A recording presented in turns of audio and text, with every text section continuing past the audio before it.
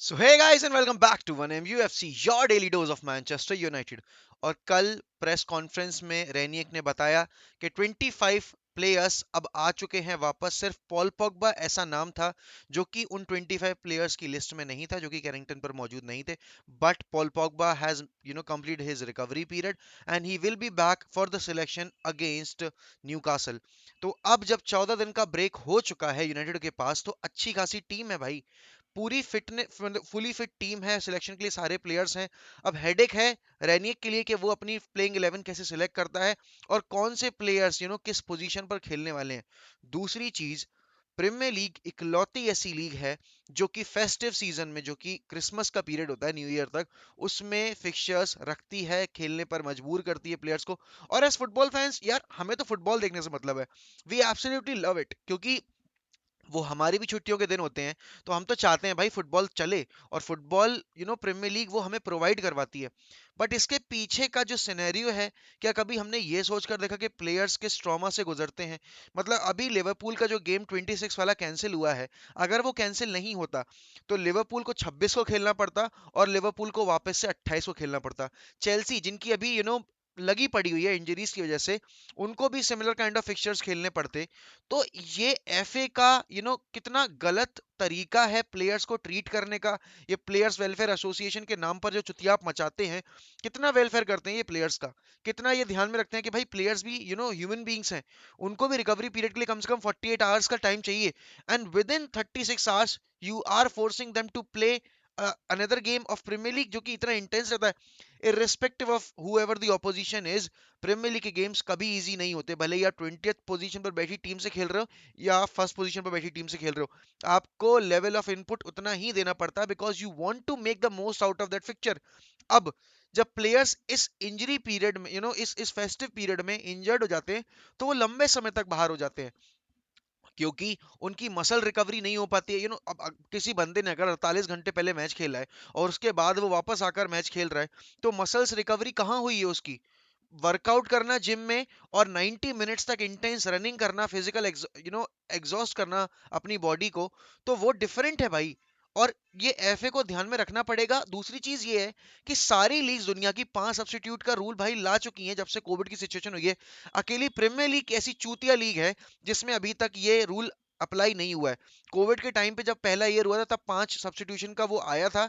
उसके बाद इन्होंने वापस से 3 सब्स्टिट्यूशन का कर दिया। बट आप ये देखो कि ये प्लेयर्स जो कोविड से रिकवरी कर कर आ रहे हैं, ये क्या उस लेवल पे खेल पाएंगे? कल रफाल बेनिटेज ने बोला है कि भाई मेरे कुछ प्लेयर्स तो मतलब उसके पास 12 का ग्रुप है, उसे 3-4 प्लेयर अकेडमी से लाने पड़ेंगे। अब ये बताओ कि कैल्वर्ट लुइन, जो कि 2 महीने से खेला नहीं है, और भी सारे सारे बहुत सारे प्लेयर्स हैं एवर्टन के स्क्वाड में जो 2-2 3-3 महीने से नहीं खेले हैं, क्या वो एकदम से आकर वो लेवल ऑफ फिटनेस दिखा देंगे, वो शार्पनेस दिखा देंगे फील्ड में जो आप एक्सपेक्ट करते हो? तो इसीलिए तो 5 सब्स्टिट्यूशन का रूल लाया गया कि प्लेयर्स को इस कोविड के टाइम पर ज्यादा हम एक्सट्रीम फिजिकल लेवल पर टेस्ट ना करें और उनको पुश ना करें उनके लिमिट्स पर। अब इतने सारे प्लेयर्स जो कोविड पॉजिटिव हुए हैं इस बीच में 14 दिन के गैप में, वो अब आकर जब खेलेंगे, तो कोविड के बाद भाई बॉडी साथ नहीं देती है। भले ही आपको माइल्ड सिम्टम्स हो या फिर आपको बहुत ही सीवियर सिम्टम्स हो, कोविड कोविड है। कोविड कहीं ना कहीं अपनी हरकतें दिखाता है बॉडी में, क्योंकि मैं तो झेले बैठा हूँ भाई। मैं तो 40% लंग इन्फेक्शन था, मैं तो मरते मरते बचा। तो मुझे पता है कि भाई कोविड के बाद क्या हालत रहती है। अब ये प्लेयर्स जिनको इतना एक्सट्रीम लेवल ऑफ फिटनेस दिखाना पड़ता है हर गेम में, क्या ये उस तरह का लेवल फिटनेस दिखा पाएंगे? क्या उस तरह की परफॉर्मेंस डिलीवर कर पाएंगे?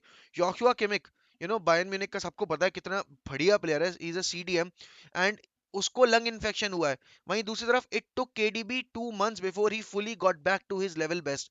अब 2 महीने का जो गैप था, उसमें अगर ये इस तरीके फिक्चर्स आ जाते जहां आपको हर दो तीसरे दिन में खेलना पड़ता, तो क्या रिकवरी पीरियड जो 2 महीने का है वो 4 महीने का नहीं हो जाता? ऑब्वियस सी बातें हो जाता।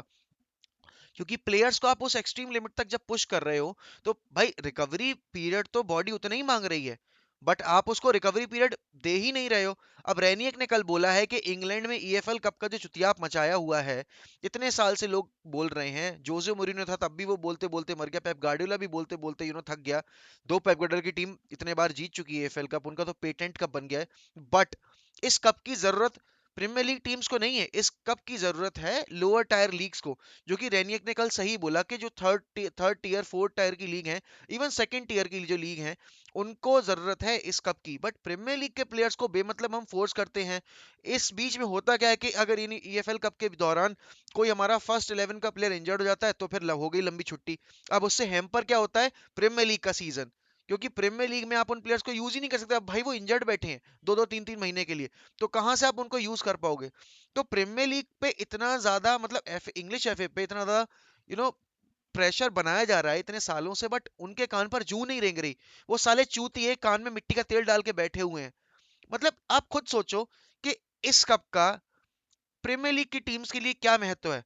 यूनाइटेड जब जीती थी 2016-17 में, तब भी मैं बिल्कुल खुश नहीं था, क्योंकि ये कप वो कप नहीं है यार जो मैं जीतना चाहता हूँ। एफए कप है prestigious cup, but Carabao cup यार इतना कोई बड़ा कप नहीं है जिसके लिए हाय मैं मर जाऊंगा अगर एबॉलिश ये डिसॉल्व कर देंगे उस कप कप को। ऐसा नहीं है। प्रीमियर लीग को और एफए को भाई साथ में बैठकर ये डिसीजन लेना पड़ेगा कि व्हाट इज देयर प्रायोरिटी। क्या वो उस कप के लिए प्लेयर्स को पुश करना चाहते हैं जिसकी प्रीमियर लीग में कोई वैल्यू नहीं है, टीयर टॉप टीयर लीग्स में कोई वैल्यू नहीं है। आप देखो स्पेनिश लीग में कोई ये कप नहीं होता, इवन जर्मन लीग में कोई ऐसा कप नहीं होता। छोटी टीम्स खेलती हैं अगर उनके जो अदर कप्स होते हैं। पेरिस मतलब फ्रांस ने भी अपना वो जो कप था सेकंड कप, तो वो भी उन्होंने डिसॉल्व कर दिया। सिर्फ प्रीमियर लीग और इंग्लिश एफए ऐसी लीग है जहां पर ये चुतियाप मचाया हुआ है। This is high time we start treating players as human beings. क्योंकि भाई देखो, ये जो सिचुएशन है ना, ये आपको फिजिकली एग्जॉस्ट नहीं कर रही है, ये आपको मेंटली भी ड्रेन आउट कर रही है। और ये रिस्पॉन्सिबिलिटी बनती है क्लब्स की। अब क्लॉप ने जो उस दिन चीज बोली है कि how am I supposed to put my players on the line by using them within a span of 48 hours, and it is very true. भाई कौन मैनेजर इतना चूतिया होगा कि वो अपनी फर्स्ट 11 रिपीट कर दे 48 घंटे के अंदर। उसको चेंजेस करने पड़ेंगे। और अगर उन चेंजेस में कहीं वो मैच हार गया, तो फिर टाइटल जो अभी थोड़ा बहुत नजदीक है वो फिसलता दिखेगा। अब वहीं दूसरी तरफ teams like Arsenal, teams like Chelsea, teams like Spurs United, जो कि अभी कंटेंशन में नहीं है टाइटल की। इवन हाँ चेल्सी है, बट बाकी टीम्स जो टॉप फोर के लिए फाइट कर रही हैं, अगर उनके बीच में कोई फर्स्ट 11 के प्लेयर में इंजरी हो जाती है तो उनके तो लौड़े लग जाएंगे। तो भाई ये ध्यान में रखना पड़ेगा इंग्लिश एफए को, और सारे क्लब्स को पुश करना पड़ेगा इस चीज के लिए कि हमें 5 सब्स्टिट्यूशन चाहिए हैं प्रीमियर लीग में। क्योंकि बाकी लीग्स और हम में कोई फर्क नहीं है, उनके भी इंसान है तो हम भी इंसान है। हम मशीन पे नहीं चल रहे, हमारे अंदर तुमने कोई ऐसा इंजेक्शन नहीं लगा दिया कि हम भाई 24 घंटे दौड़ते रहेंगे। तुम बोलोगे 6 घंटे बाद एक और मैच है आ जाओ खेलने। चूतिया थोड़ी है मैंचो।